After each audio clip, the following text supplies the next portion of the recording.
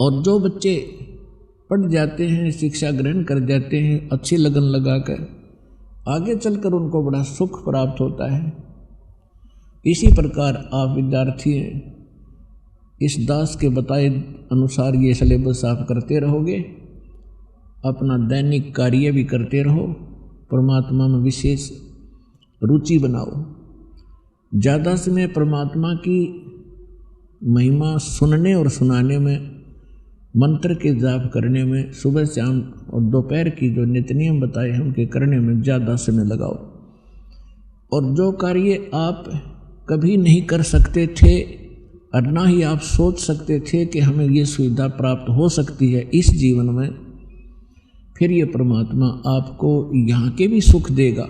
लेकिन इन सुखों से आप परिचित कर दिए जाओगे कि इस सुख को प्राप्त करके परमात्मा में रुचि कम मत करना, नहीं तो आप फिर यहीं रह जाओगे। इसका बहुत भयंकर परिणाम आपको भोगना पड़ेगा। तो पुण्यात्माओं, आप बालक हो, आपको पता नहीं आप किस गंदे लोक में रह रहे हो। ये स्थान ठीक नहीं है। यहाँ पर चाहे आज कोई कितना सुखी नजर आता है और संपन्न परिवार है, सब बच्चे भी अच्छे, कोई सर्विस कर रहा है या कोई अपना बिजनेस ठीक कर रहा है, बाल बच्चे हैं, सारी सुविधाएं उपलब्ध हैं। ये आपके पूर्व जन्म के जो शुभ संस्कार हैं वही प्राप्त हैं और उनको आप आराम से खर्च रहे हो। आपका बैंक बैलेंस है।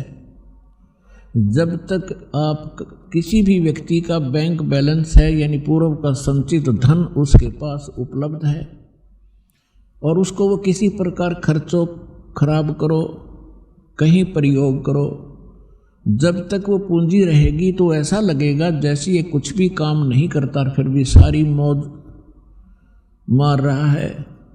लेकिन जिस दिन वह पूंजी समाप्त हो जाएगी, फिर भाई को टूक भी नहीं मिलेंगे खाने को, क्योंकि उसने आगे कोई कार्य कर नहीं रहा, पूर्व की पूंजी ही खर्च कर रहा है।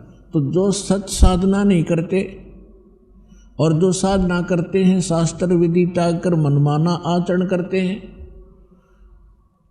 वो दोनों ही अपना जीवन नाश कर रहे हैं। और एक सबसे बड़ी भूल अज्ञानता के कारण हमारे ये लगी हुई है कि हम देखते हैं अमुक व्यक्ति ना कोई कभी परमात्मा को याद करता है और ना कोई ऐसा धर्म कर्म करता है, सारा दिन अपना मस्ती में रहता है, गुटी लगाता है और फिर भी उसको सारे सुख प्राप्त हैं।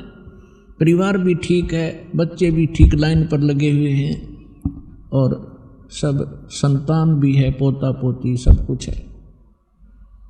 और एक भक्त है, वो सब भक्ति भी कर रहा है, दान धर्म भी करता है, सत्संग में भी आता है और उसको फिर भी कोई ना कोई ठूठा होती रहती है, कोई ना कोई कष्ट घेर ही लेता है। अब बगैर ज्ञान के, बिना ज्ञान के प्राणी यहाँ मार खा जाता है। वो ये सोच बैठता है क्या फायदा इस भक्ति का, ये व्यक्ति सामने वाला कभी राम नाम लेता नहीं, कोई धर्म नाम की चीज ये जानता नहीं, इसको सारी सुख प्राप्त है और हम सब कुछ कर रहे हैं, फिर भी कोई ना कोई दुख आ ही रहा है। तो पुण्यात्माओं, इस ज्ञान को आधार बनाकर जीना जो भगवान ने बताया है। उस प्राणी जो सुखी है कभी भगवान याद करता नहीं, ना कोई धर्म करता है, शराब भी पीता है और भी सारी बकवाद करता है और फिर भी आपको सुखी नजर आता है। उसकी पूर्व जन्म की बैटरी चार्ज है और वो घनी चार्ज कर रहा है, पिछले जन्मों में घने पुण्य दान किए हुए हैं। तो परमात्मा किसी का कुछ रखता नहीं है, जिसने जैसा किया है उसका फल पूरा ही देता है।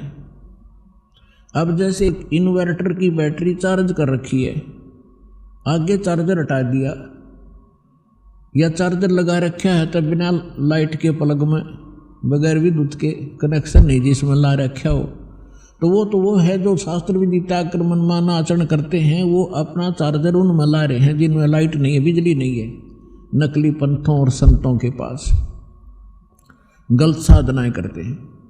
और जो बिल्कुल नहीं लगा रही चार्जर, साधना करते ही नहीं, वो फिर भी सुखी हैं, तो वो बैटरी चार्ज है उनकी।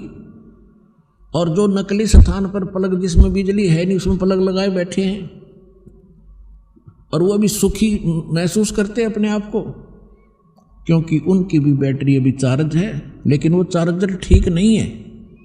और जो नहीं लगा रहे वो भी ठीक नहीं है। जब तक उनके पूर्व जन्म के पुण्य चलेंगे तब तक तो वो सुखी नजर आएंगे, और जब शुरू होगा पाप का दौर, कैर पे कैर टूटेंगे उनके समझ में नहीं आओगी अब बन क्यों कर गई हमारे साथ, क्या बन गई। तो भक्तों को इस बात को ध्यान रखना चाहिए कि परमात्मा, यदि आपको कोई कष्ट भक्ति करते करते भी हो रहा है, एक आध अनजान भक्त कहता है जी मैंने पाठ भी करा दिया, ज्योत भी बोल दी, सारा भक्ति भी कर रहा हूँ, 1 साल हो गया है और फिर भी मुझे ऐसा हो गया, मेरी भैंस मर गई, कोई लाभ नजर आ नहीं रहा। अरे भले आदमी, यह भी कोई बात कही आपने, तो बिना समझ का आदमी ये बात कर सकता है व्यक्ति। जैसे सर्दी के मौसम में आपको सलाह दी गई अपने माता पिता के द्वारा, बेटा स्वेटर पहन लो, जराब पहन लो, जूते पहन लो, और सर्दी ज़्यादा है, अब जराब भी पहन रखी है, जूते भी पहन रखे हैं, कमीज मोटा पहन रखे और स्वेटर भी पहन रखी है, और फिर भी सर्दी महसूस हो रही है। तो क्या वो बच्चा ये कहेगा कि मैंने सारा कुछ पहन रखा फिर भी सर्दी लग रही है, इन्होंने क्या बचाव किया मेरा। अपने आत्माओं, कई भक्त अनजान कहते हैं मुझे कोई लाभ नहीं हुआ, मैं तो भक्ति ही छोड़ दूंगा। तो ये बातें इस ज्ञान को सच्चे ढंग से अच्छी तरह ना समझने के कारण ही ये मन में इस प्रकार की जो दुर्भावनाएं पैदा होती हैं। उसके लिए सत्संग ध्यान से सुनना चाहिए। अब जिस व्यक्ति ने सर्दी के सारे कपड़े पहन रखे और फिर भी सर्दी महसूस हो रही है, तो वह सर्दी घनी है। और वो यूं कहे क्या फायदा है इन कपड़े के पहनने का, जर्सी पहन रहा, स्वेटर पहन रहा। तो उसका समाधान ये है कि यदि ये ना पहन रखे होते तो नमूनिया होकर मर जाता है। तो पहले इन्होंने अपने सत्र का बचाव कर रखे आपके, लेकिन सर्दी घनी है या लगती रहेगी, हानि नहीं कर सकेगी आपको अब। और ये ना पहन रहा होता तो नमूनिया होकर मर जाता। तो पुण्यात्माओं, जो भक्ति आप कर रहे हो, साधना कर रहे हो, पुण्य करते हो, दान करते हो, ये आपको स्वेटर, जर्सी और जुराब पर आई जा रही है, और फिर भी कोई हानि हो रही है तो होने दो वो, क्योंकि आपके पाप कर्मों की सर्दी घनी है, लेकिन वो